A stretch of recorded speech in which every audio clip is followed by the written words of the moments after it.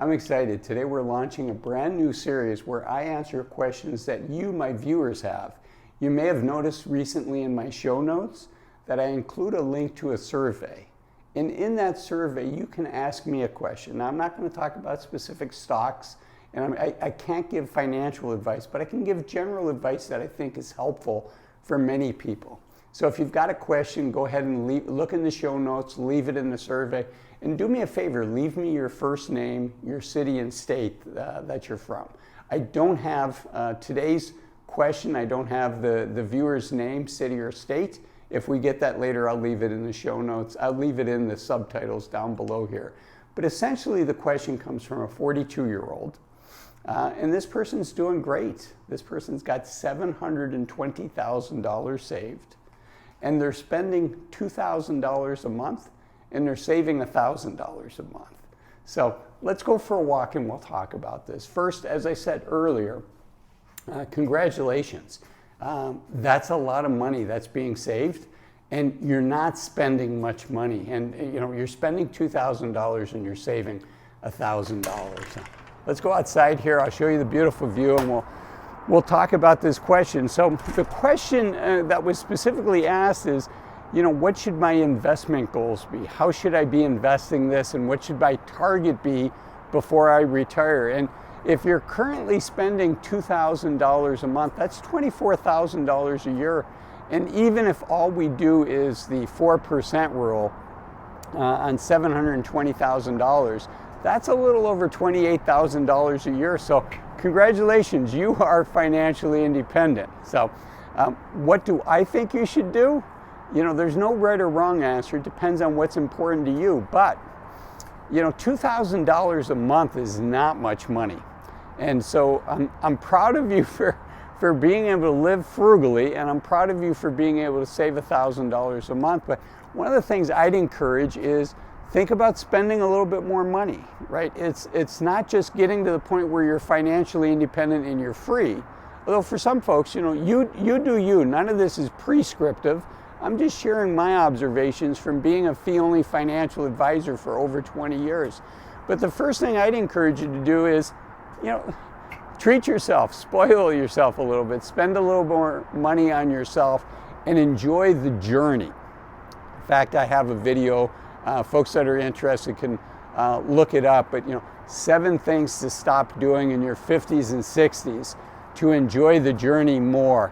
And one of those is to stop saving. Now, do I think a 43-year-old, a 42-year-old should stop saving? Well, if you've got $720,000 now, and I should add, this person said they want to retire when they're 59 and a half. So they have another 17 years. So, in theory, that money could double twice. So let's just give me easy math. Let's say we had $750,000, and let's say you never put another dime in it. Assuming the rule of 72, every 8 years it's going to double. Now that would be if you're 100% equities, which would be a lot to have your life savings in. But just for easy math, if it was $750,000, that would double to $1.5 million. Double again, that's at $3 million. I think it's highly likely that you're going to die with millions of dollars. And so suggestion number 1 is I want you to read a book. I want you to read a book called Die with Zero. And yes, our money gives us freedom, and it gives us optionality of what we can do. But in order to earn money, in order to save money, it takes life energy away. And the purpose of money is to give us experiences, to give us adventures, to allow us to help people that we love and we care about. And so I want to make sure that you're enjoying the journey as well as crossing the finish line strongly. You're doing a great job. You're going to cross that finish line. If your goal is to retire at 59 and a half, you're going to sprint across that finish line well ahead of so many people. So I think you've got that done in spades. But what I want you to do is I want you to enjoy the marathon. I want you to enjoy the race. I want you to enjoy the journey along the way. And this book written by Bill Perkins talks about that, talks about really enjoying the journey, that it's not just the destination, but it's a journey. And full disclosure, as a financial advisor myself for over 20 years, it's one of the things that I notice is I have a subset of my clients that are so focused on their financial goal that, one of the things I have to work with them on is making sure they enjoy the journey. And so I've got a couple books that I wanted to write, and one of them was this idea of enjoying the journey. But, Bill Perkins did such a good job on writing this book that, it would be a shame for me to write this book because Bill did such a good job. It would be a shame for me to not show you this beautiful view here as well. So job number one, I want you to enjoy the journey. Now, how should you think about investing? You've already won. You've got such a solid base. And one of the things I encourage people to think about is take no more risk than what you need to achieve your goal. So you've done such a good job of building this base, building this foundation, that you don't have to take a lot of risk. So I don't know how you're currently invested. I can't give you specific advice, but let's assume that you're 100% in the stock market.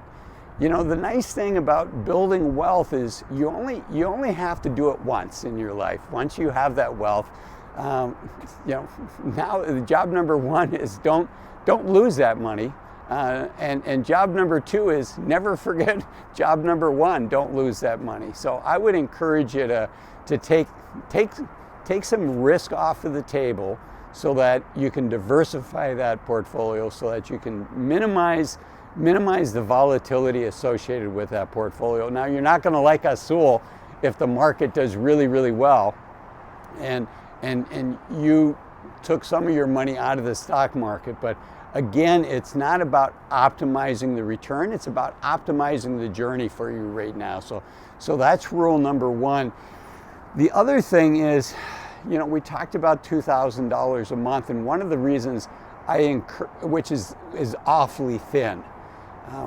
And one of the reasons I encourage people to think about retiring in their 50s is why they're still healthy and they're active and they have energy and they have their full mental acuity. But you're in your early 40s, and I want you to think about taking advantage of being in your early 40s. And for sure, I want you taking all of your vacation. Unfortunately, over half of Americans do not take all of their vacation. So I want to make sure that you're taking your vacation. I want to make sure that you're spending money to have adventures, that you're, if you have any desire at all to travel, that you're doing that travel. There's a number of services where you can find low-cost airfare. Obviously you're a good saver and you budget well, but there's some different services. I'm not going to mention them. None of this would be, well, I will mention one. I use a service. It used to be called Scott's Cheap Flights, and now it's called Going, G-O-I-N-G.